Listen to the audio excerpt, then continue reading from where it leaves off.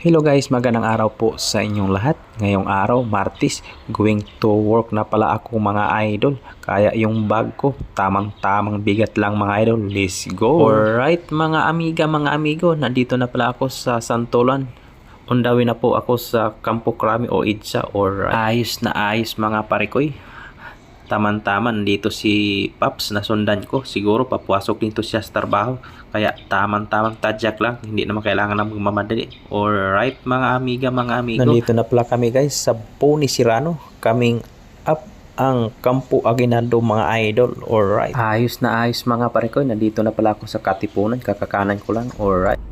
Tama-tama pala, nandito na pala ako sa loob ng sa division. Napakaaga pa po. Alright, pagdating ko pala agad mga idol, binanatan ko na agad punas na punas doon, punas dito. Talagang napakabilis. Alright.